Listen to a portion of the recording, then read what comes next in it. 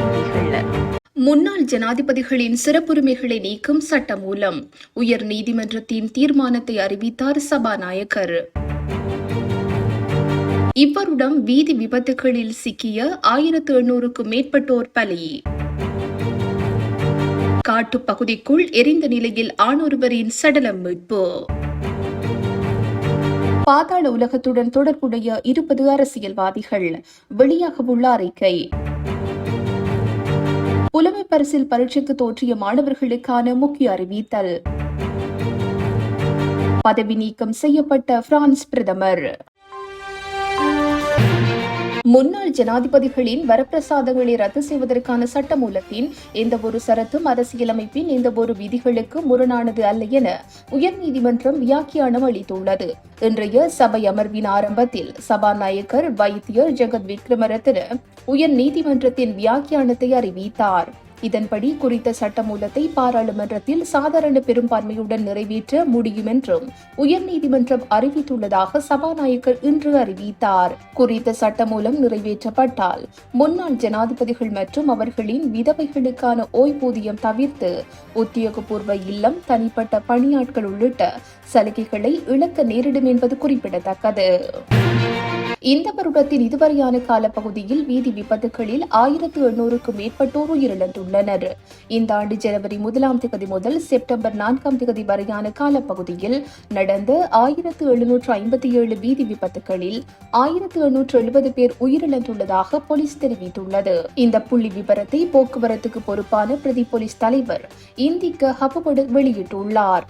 வீதி விபத்துகளால் நாளாந்தம் சுமார் 7 முதல் 8 பேர் வரை உயிரிழப்பதாக அவர் மேலும் குறிப்பிட்டுள்ளார். எனவே சாரதிகள், மோட்டார் சைக்கிள் ஓட்டுநர்கள், பாதசாரிகள் மற்றும் பயணிகள் உள்ளிட்ட அனைத்து வீதி பயனர்களும் போக்குவரத்து சட்டங்களை கண்டிப்பாக பின்பற்ற வேண்டும் என பிரதி போலீஸ் தலைவர் இந்திக்க ஹப்புகொட தெரிவித்துள்ளார். தலைமன்னாரில் காட்டுப்பகுதிக்குள் சற்று எரிந்த நிலையில் அடையாளம் காணப்படாத ஆணொருவரின் சடலம் கண்டுபிடிக்கப்பட்டுள்ளதாக போலீசார் தெரிவித்துள்ளனர். அந்த சடலம் அடையாளம் காண்பதற்காக மன்னார் பொது வைத்தியசாலையின் பிரேத அறையில் வைக்கப்பட்டுள்ளது. தலைமன்னார் கட்டுக்காரன் குடியிருப்பு கிராம அலுவலர் பிரிவில் பூலார் குடியிருப்பு காட்டுப்பகுதியில் கடந்த மாதம் 19ஆம் தேதி ஆணொருவரின் சடலம் கண்டுபிடிக்கப்பட்டது. இந்த சடலம் இன்னும் அடையாளம் காணப்படாத நிலையில் மன்னார் பொது வைத்தியசாலையின் பிரேத அறையில் அடையாளம் காண்பதற்காக வைக்கப்பட்டுள்ளது. சடலம் தொடர்பான தகவல் தெரிந்தவர்கள் அல்லது விவரத்தை அறிய விரும்புபவர்கள் தலைமன்னார் போலீஸ் நிலையத்துக்கு தொடர்பு கொள்ளும்படி வேண்டப்பட்டுள்ளனர். இதுவரையில் இந்த சடலத்தை பற்றிய இந்த தகவலும் கிடைக்காத நிலையில் இதற்குரிய மேலதிக நடவடிக்கைகளை மேற்கொள்ள வேண்டியுள்ளது. தகவல் தெரிந்தவர்கள் உடனடியாக அறிய தரவும் என மன்னார் பிரேத திடீர் மரண விசாரணை அதிகாரி கேட்டுக் கொண்டுள்ளார். 20க்கும் மேற்பட்ட தற்போதைய மற்றும் முன்னாள் நாடாளுமன்ற உறுப்பினர்கள், அமைச்சர்கள், அரசியல்வாதிகள் மற்றும் பாதாள உலக நபர்களுடன் தொடர்பு கொண்டிருந்ததாக கூறப்படும் பல்வேறு பிரமுகர்கள் தொடர்பான தகவல்களை புகைப்படங்களுடன் கூடிய விரைவில் நாடாளுமன்றத்தில் வெளியிட அரசாங்கம் தீர்மானித்துள்ளதாக அரசியல் வட்டாரங்களில் பேசுபொருளாகியுள்ளது. இதற்கிடையில் பாதாள உலக நபர்களுடனான ஒப்பந்தங்கள் தொடர்பாக பல்வேறு அரசியல்வாதிகள் மீது குற்றச்சாட்டுகள் எழுந்துள்ளதால் இந்த நாட்களில் அரசியல் அரங்கில் ஒரு தீர்க்கமான சூழ்நிலை உருவாகியுள்ளது. பாதாள உலக நடவடிக்கைகள் குறித்து அரசாங்கம் இன்று பல்வேறு விளக்கங்களை அளிக்கும் என்று எதிர்பார்க்கப்படுகிறது. இதன் காரணமாக நாடாளுமன்றத்தில் இன்று சூடான விவாதங்கள் இடம்பெறலாம் என எதிர்பார்க்கப்படுகிறது. பொதுமக்கள் பாதுகாப்பு அமைச்சர் ஆனந்த் விஜயபாலவும் பாதாள உலக நடவடிக்கைகள் குறித்து நாடாளுமன்றத்தில் அறிக்கையொன்றை வெளியிட உள்ளதாக கூறப்படுகிறது. இதற்கிடையே இந்தோனேஷியாவில் சமீபத்தில் கைது செய்யப்பட்ட பாதாள உலக நபர்கள் தொடர்பாக நடத்தப்படும் விசாரணைகள் சமூக ஊடகங்களில் வெளியாகும் தகவல்களால் பாதிக்கப்பட்டுள்ளதாக பொது பாதுகாப்பு அமைச்சக வட்டாரங்கள் தெரிவிப்பதாக தென்னிலங்கை பத்திரிகை ஊடகங்கள் விளக்கமளித்துள்ளன. இந்த பாதாள உலக நபர்கள் சிலர் அரசியல்வாதிகளுடன் கொண்டிருந்த ஆரம்ப கால தொடர்புகள் குறித்து பல விவரங்கள் தற்போது வெளியாக உள்ளது.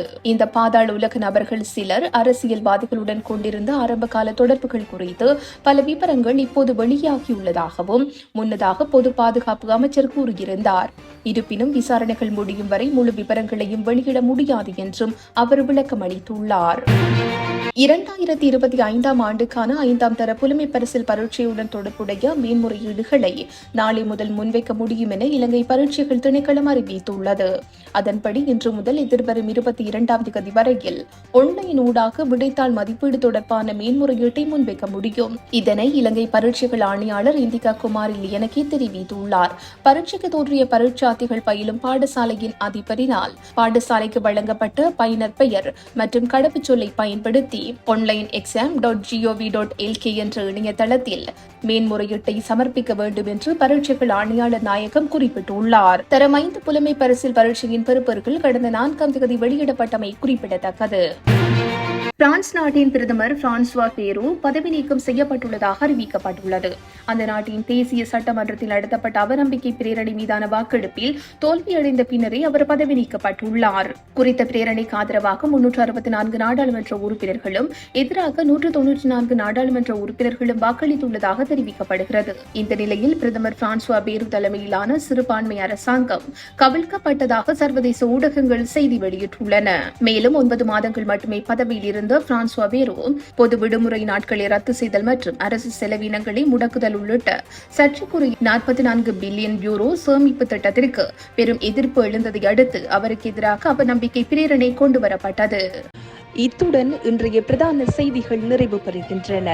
உச்சி மீது வானிடிந்து வீழுகின்ற போதிலும்